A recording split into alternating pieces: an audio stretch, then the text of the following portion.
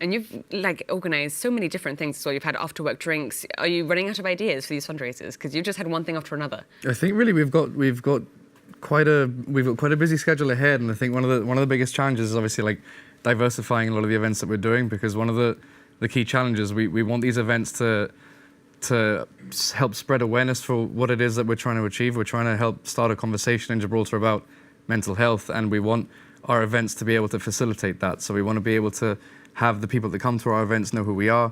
For example, something simple like when we host a post-work drinks event, we hand out tokens to people, and those tokens have our logo on them, and people might be able to say like, hey, what's this?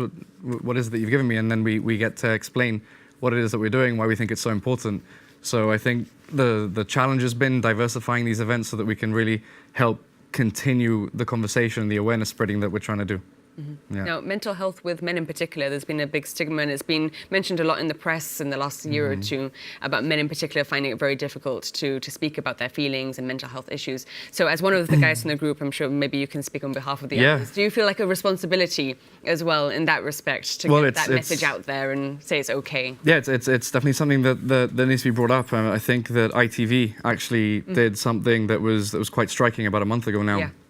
Well, they actually placed 84 male mannequins on top of the ITV headquarters in the UK, and that was meant to signify the fact that 84 men a week in the UK tragically take their lives. And that just serves to underline how important it is for us to have this conversation. It's definitely heartbreaking, to say the least. And I think that's one example of many where we can point to how important it is for us to have this conversation as a community, not just for men, but for everybody. I think it's definitely something that permeates all of society, whether you're a man, you're a woman, you're old, you're young. And I think that the stigma that may have pertained throughout previous decades, it's something that we definitely need to lift up from society. And I think the way that we do that is just by conversing with each other. And doing things like this. Yeah, definitely. So tell us about the training that you're going through right now to get yourself ready for such an incredible challenge. So obviously we're doing our individual training because we can't always train every day together. And then when we can, we do as many hikes as we can. So this upcoming long weekend, we're going to a place near Grasalema, and we'll be doing several hikes then. I also downloaded the Wikiloc app, so we sort of look for hikes which are like medium to difficult kind of thing, like moderate to difficult. And then obviously, we're just trying to up our cardio.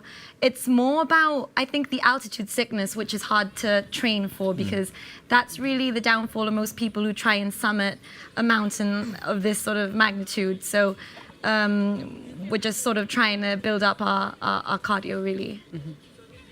Yeah. And what about in terms of funds? You've done loads of fundraisers already, so got more to come. Are you reaching the targets that you'd like to be reaching? How much money do you want to raise by the end of this? So our ultimate goal is to raise £15,000, and at the moment we're over halfway through our target, so we've raised about 7,500. We need, due to sort of like time deadlines, we need to meet the 12,000 mark by the end of June, and then we've got from June to October to do the extra £3,000. We're doing very well so far, so well done. Yeah, I think we're quite confident that we'll meet those targets. Like the girls have done a good job, giving an overview of all the stuff that's coming up. And when we look at our calendars, we're really busy. We see events coming up every other week, and some of them are quite big. Like one that I'm not sure if we brought it up yet, but we organised the fun run a few weeks ago.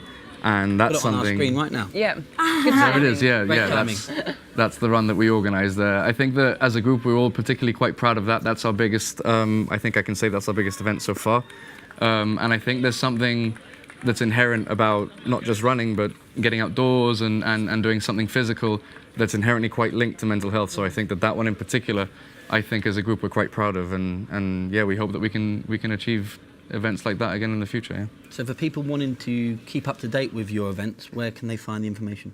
So we have Jib Sam's Kilimanjaro page on Facebook that we actively post on, and then we ourselves share it on our Facebook profiles, and we also have a Twitter account and an Instagram account. Yeah, I think the Twitter account operates under the tag Kilimanjaro 2018. And it stands out. It's pretty, the profile picture is the KiliCrew, so it's quite easy identified as well. We've got that too. And apart from like raising funds, a very important thing that we're trying to do is also raise the awareness. So